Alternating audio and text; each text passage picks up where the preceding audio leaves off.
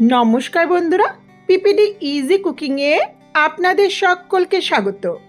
আজকে একটা স্বাস্থ্যকর মাছের ঝোলের রেসিপি নিয়ে চলে এলাম। আমার আজকের রেসিপি আলু ব্রোকলি দিয়ে রুই মাছের ঝোল। এটি গরম ভাতের সঙ্গে খুবই ভালো লাগে। ব্রোকলি স্বাস্থ্যগুণ সম্পন্ন হলেও ব্রোকলি খেতে অনেকেই পছন্দ করেন না, তবে এইভাবে মাছের ঝোল বানিয়ে দিলে আমার মনে হয় ছোট বড় সবাই ভালোবেসে খাবে। খুব সহজ সিম্পল একটা রান্না। আশা করছি রেসিপিটা আপনাদের ভালো লাগবে। ভালো লাগলে লাইক কমেন্ট শেয়ার করবেন আর চ্যানেলটাকে সাবস্ক্রাইব করে পাশে থাকবেন। রেসিপিটা শুরু করি।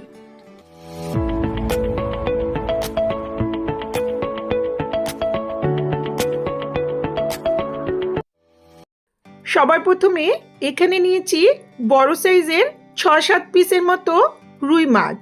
চাইলে পোনা মাছ দিয়েও রান্নাটা করা যাবে। মাছটা ভালো করে কেটে ধুয়ে পরিষ্কার করে এখন এটা ম্যারিনেট করব হাফ টিস্পুন লবণ আর হাফ টিস্পুন হলুদ দিয়ে।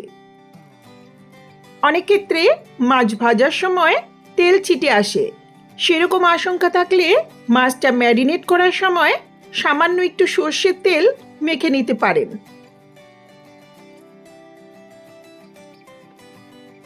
এটা মাখা হলে এক পাশে রেখে আর কি লাগছে বলে দিই।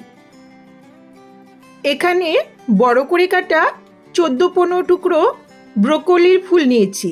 ব্রোকলির সঙ্গে অনেক বড় ডাঁটি থাকে, ডাঁটিটা ফেলে দেবেন না, সেটা অন্য রান্নায় ব্যবহার করবেন।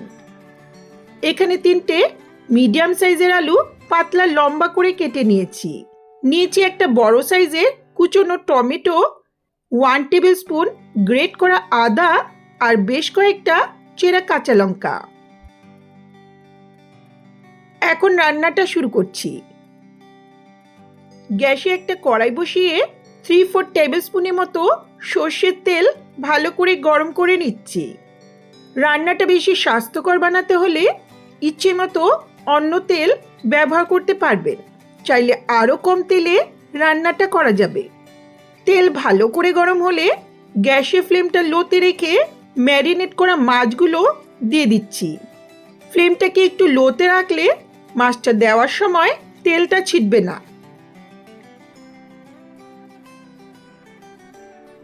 এখন ফ্লেমটাকে মিডিয়ামে করে মাছটাকে এক পাশ থেকে হালকা লাল করে ভাজবো।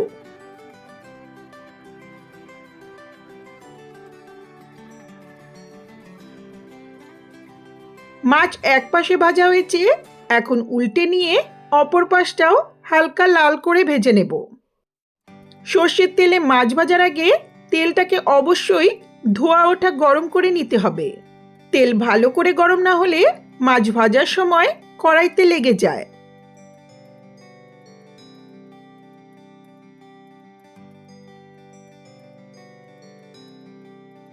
মাছটা দুপাশ থেকে হালকা লাল করে ভাজা হলে এখন তুলে নিচ্ছি। মাছ খুব কড়া করে ভাজার প্রয়োজন নেই, মাছ হালকা করে ভাজলে মাছের ঝোলের স্বাদটা ভালো হয়।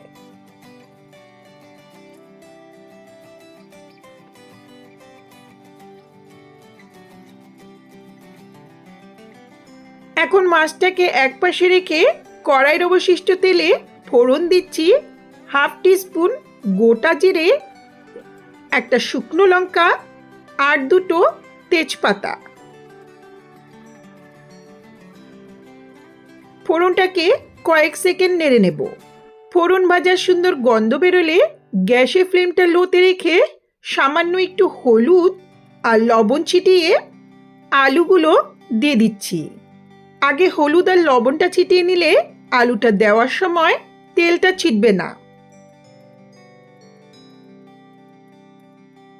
এখন আলুটাকে 2-3 মিনিটের মতো মিডিয়াম ফ্লেমে ভাজবো।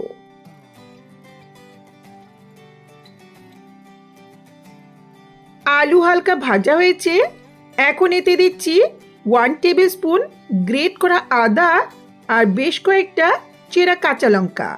চাইলে আদা লঙ্কাটাকে বেটেও দিতে পারেন। এখন আদাটাকে লো মিডিয়াম ফ্লেমে কয়েক সেকেন্ড কষিয়ে নেব। আদার পরিমাণটা একটু বেশি করে দিয়েছি যাতে ব্রোকলির কাঁচা গন্ধটা চলে যায়। ঝালটা অবশ্যই নিজেদের পছন্দ মতো দেবেন। আদাটা একটু কষানো হলে এখন টুকরো করে রাখা ব্রোকলিগুলো দিয়ে দিচ্ছি। এখানে ব্রোকলিটা একটু বেশি করে দিয়েছি, কারণ ব্রোকলিটা কষানোর পর অনেকটাই কমে যায়। ব্রোকলির ওপর খুব সামান্য একটু লবণ ছিটিয়ে দিচ্ছি, এতে ব্রোকলিটা খুব তাড়াতাড়ি মজে যাবে। এখন 2-3 মিনিটের মতো মিডিয়াম ফ্লেমে ব্রোকলি আর আলুটাকে একসঙ্গে ভেজে নেব। ব্রোকলি রান্না হতে খুব একটা বেশি সময় লাগে না, তাই পরে দিলাম। আলু ব্রোকলিটা কষানো হলে এখন দিচ্ছি একটা বড় সাইজের কুচনো টমেটো। টমেটোর উপর সামান্য একটু লবণ দিচ্ছি, যাতে টমেটোটা দ্রুত গলে যায়। একই সঙ্গে দিচ্ছি 1/2 টিস্পুন হলুদ গুঁড়ো, 2 টিস্পুন জিরের গুঁড়ো আর 1/2 টিস্পুন ধনের গুঁড়ো। আমি এখানে ধনের গুঁড়ো আর জিরের গুঁড়োটা রোস্ট করে ব্যবহার করছি। চাইলে বাটা মশলা দিয়েও রান্নাটা করতে পারবেন। এখন কয়েক সেকেন্ড বা 1 মিনিটের মতো লো ফ্লেমে একটু নেড়ে নেব।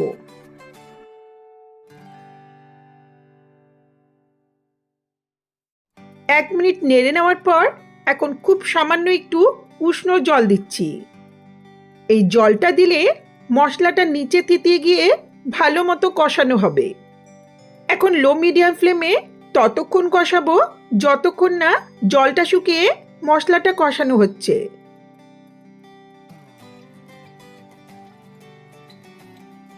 মশলাটা কষানো হয়েছে, এখন প্রয়োজন মতো উষ্ণ জল দিচ্ছি।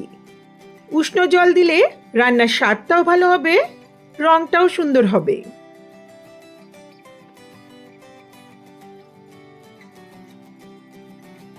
একই সঙ্গে দিচ্ছি স্বাদ মতো লবণ, খুব সামান্য একটু চিনি।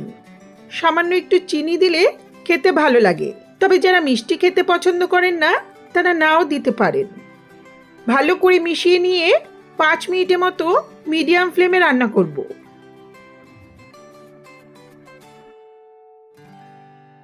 5 মিনিট পর এখন ভেজে রাখা মাছগুলো দিয়ে দিচ্ছি। হালকা হাতে মিশিয়ে নিয়ে আরও 4-5 মিনিটের মতো মিডিয়াম ফ্লেমে রান্না করব। আলুটা অনেকটাই সেদ্ধ হয়ে গেছে আর ব্রোকলি খুব তাড়াতাড়ি নরম হয়ে যায়, তাই আর বেশিক্ষণ রান্না করার প্রয়োজন নেই।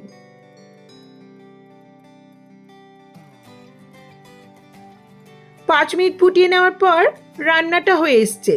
এখন সবশেষে দিচ্ছি 1/2 টিস্পুন গরম মশলার গুঁড়ো। গরম মশলার পরিবর্তে ধনেপাতা কুচিও দিতে পারেন।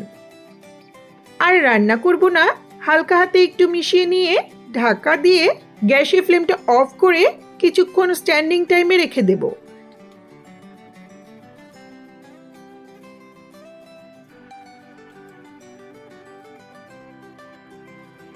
কিছুক্ষণ পর দারুণ স্বাদের আলু ব্রোকলি দিয়ে রুই মাছের ঝোল সার্ভ করার জন্য রেডি।